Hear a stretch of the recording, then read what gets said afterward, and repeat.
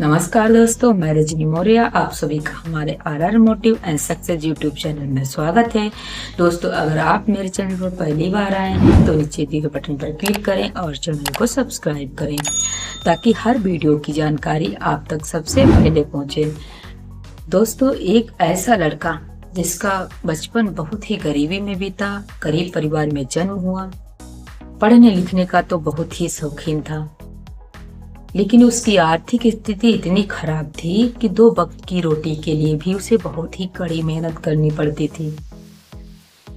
लेकिन उस बच्चे के अंदर भी खुददारी बहुत थी कि वह कोई न कोई उपाय करके अपने स्कूल की फीस और किताबें खरीदता था।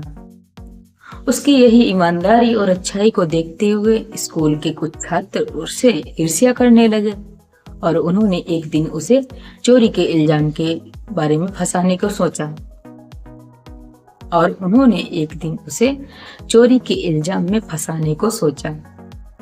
प्रिंसिपल से उसकी शिकायत कर दी कि वह दूसरों के पैसे हमेशा चुराता है और वो उससे स्कूल की फीस और कॉपी किताबें खरीदता है।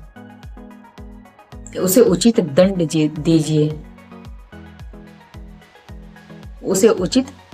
दीजिए।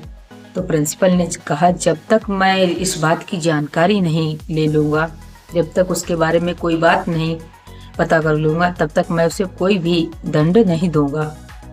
प्रिंसिपल ने अगले दिन उसके बारे में पता किया तो उन्हें पता चला कि स्कूल से जाने के बाद वह एक माली के यहाँ सिंचाई का काम करता था और उससे जो उसे रुपए मिलते उनसे स्कूल की फीस भरता और कॉपी किताबें खरीदता था।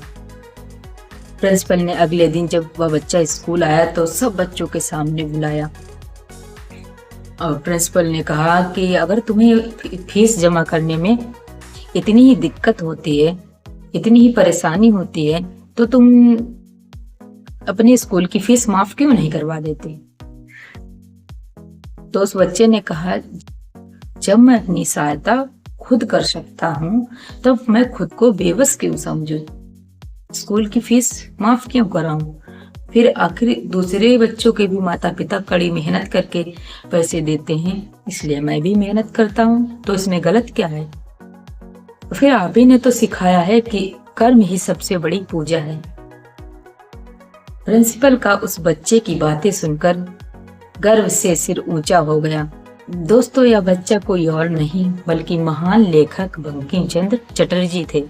बंकिम चंद्र चटर्जी का पूरा नाम बंकिम चंद्र चट्टोपाध्याय है। यह भारतीय उपन्यासकार, लेखक, निबंधकार, पत्रकार थे।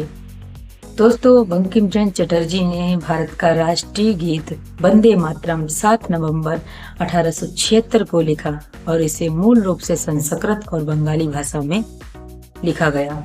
इसे 1882 में बंगाली उपन्यास आनंद मठ में शामिल किया गया। दोस्तों, बंकिम चंद्र चटर्जी जी की कहानी से हमें यह प्रेरणा मिलती है कि परिस्थितियां चाहे कितनी भी हमारे विपरीत क्यों न हो, हमें कभी भी हार नहीं माननी चाहिए। जब हम कर्म करेंगे तो हमें फल अवश्य मिलेगा। कोई भी परिस्थिति कैसी भी हो, हमें कर्म करते रहना चाहिए। हमें बेबस होकर हार कर नहीं बैठना है, किस्मत के भरोसे नहीं बैठना है, कर्म करके अपनी किस्मत खुद बनाना है। तो दोस्तों, यह कहानी पसंद आई हो तो वीडियो को लाइक करें, चैनल को सब्सक्राइब करें। इसी तरह की जानकारी मैं आपके लिए लाती रहूँगी।